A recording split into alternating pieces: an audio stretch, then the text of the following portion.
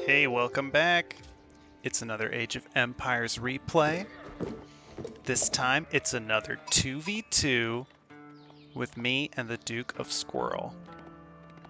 The map we're playing on is Nagari. It's a hybrid water map. There's a big lake in the center here, if you look in the lower right in the little mini-map. This is right where the lake would be. And we have to find out where the little extra water areas are. There's some that are in the corners, and they could be in the northern corner, but Duke checks that, doesn't see it, so it's likely in my corner. Oh, this is a lot to take up on the screen, but I guess we'll leave it up there. It's convenient to see everyone's ages. And it's nice to know who's who.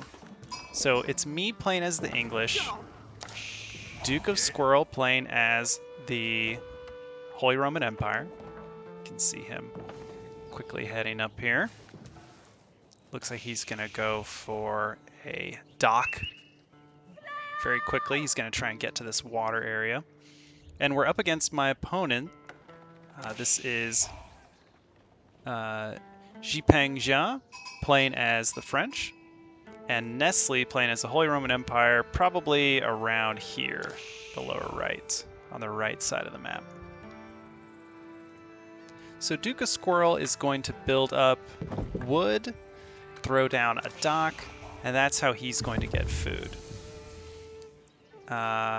We decided, let's just do what we're both good at. He's going to go for a boom with the Holy Roman Empire, so he's just going to do an economic boom, basically spend all of his time getting resources, not focus on his military at all, just be as greedy as he can and get whatever he can. It's very possible our Holy Roman Empire opponent is also going to do that.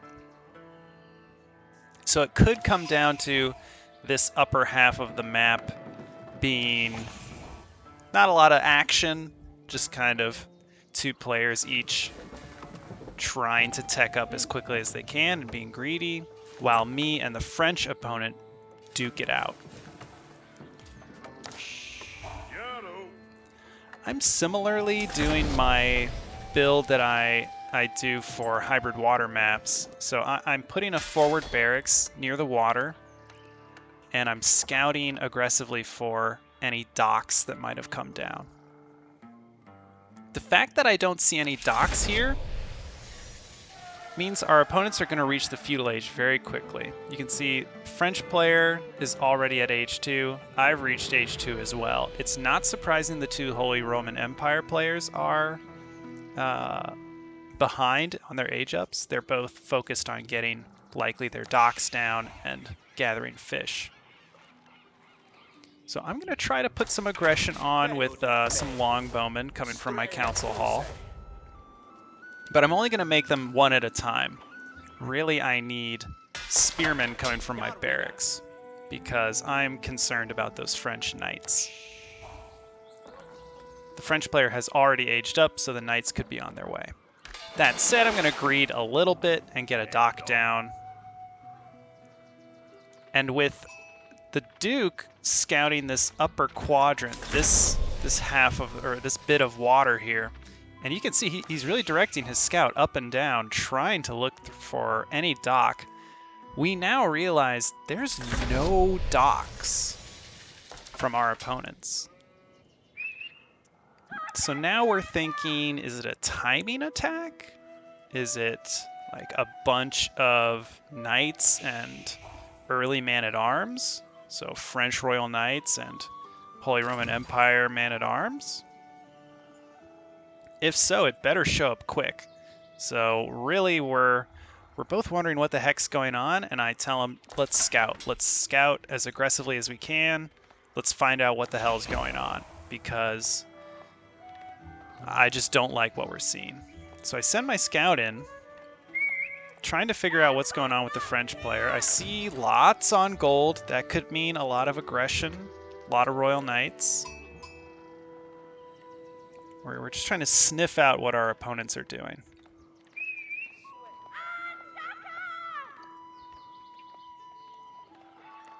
Here I see a outpost, and here I see another outpost, and when I click on it, I see that there's 3 Royal Knights in it. So now I'm like, is he hiding the knights? I'm not sure. Either way, 2 outposts is a very defensive posture for an opponent to take. We're also spawning a blacksmith for the Holy Roman Empire player, so he's trying to tech up as well.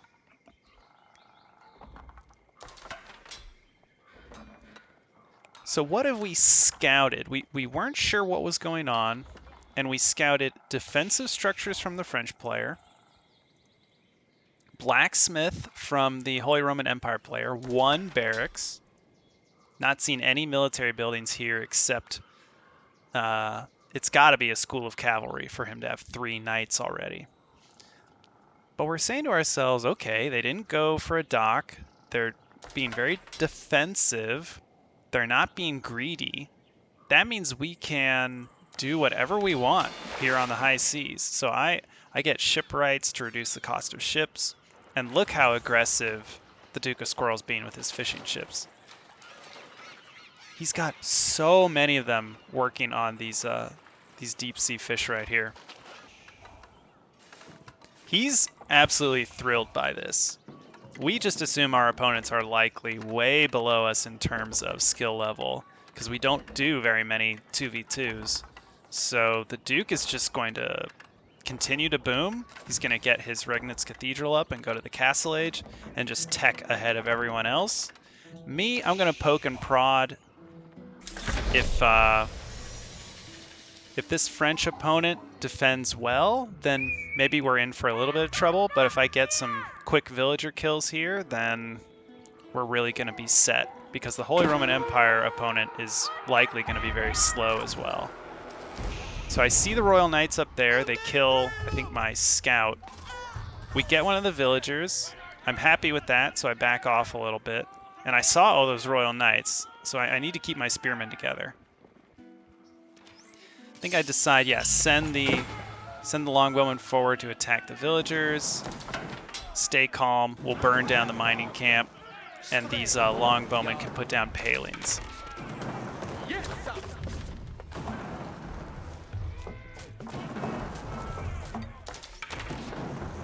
This is all we're really looking for. Just want to get them on alert.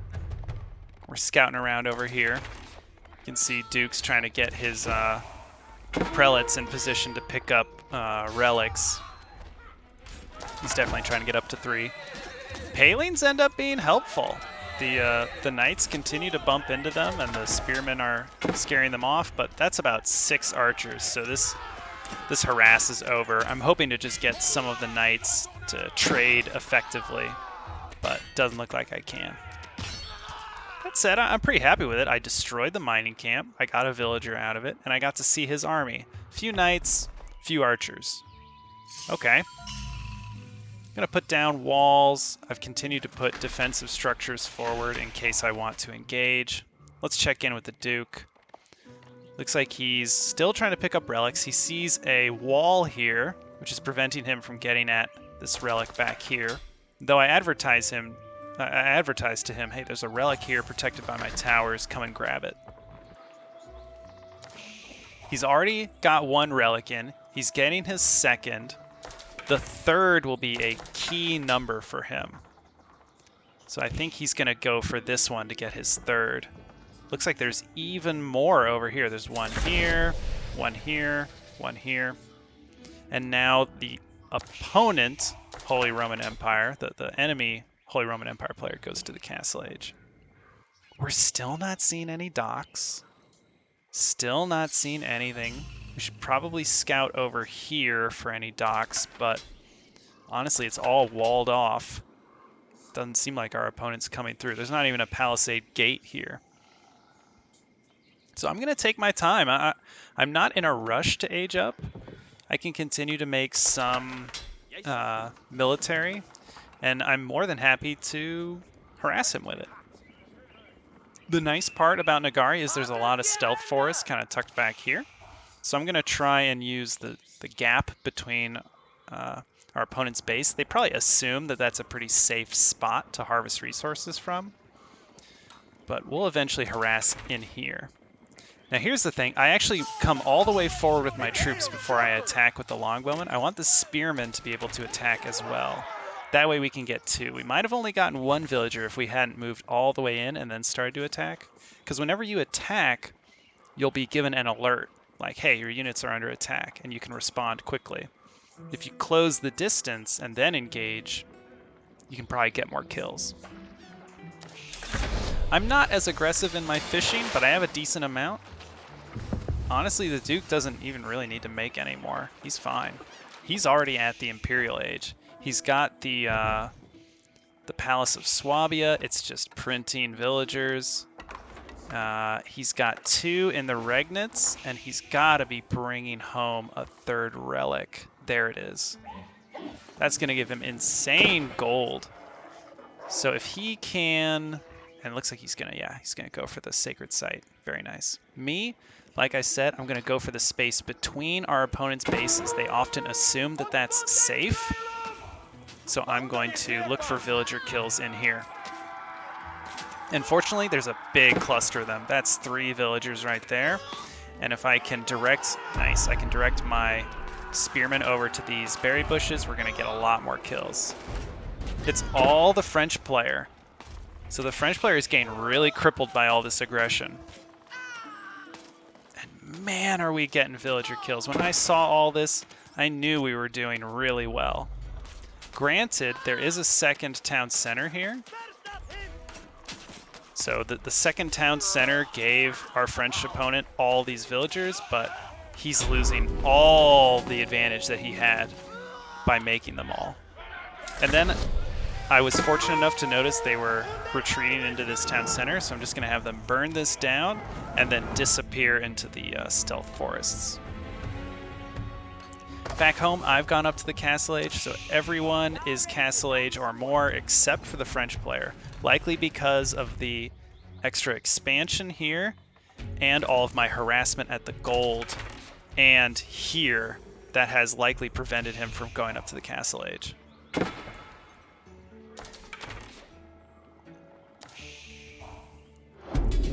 The Duke has officially finished his boom and is now just going to put down a huge mass of barracks and continually produce man-at-arms. He's actually researching the upgrades for all the man-at-arms. Probably in a different barracks. But yeah, he's getting all of the upgrades for them. This is his chance to just spend all the resources that he's accumulated and just produce incredibly powerful units. Should see a double blacksmith going down from, the Duke. There it is. And he's just going to send his units straight to the front of this palisade gate. Oh, looks like I sent my spearmen actually up towards these deer because I was hoping to deal damage to Nestle, the Holy Roman Empire player, because I knew he'd probably be wanting to go to the next stage. So we'll take out some of these villagers here at these hunting spots. These elite man-at-arms. So these are the fully upgraded versions of the man-at-arms. They've got their two-handed weapons, the mace, and you can see he's going to be going for upgrades from the blacksmith.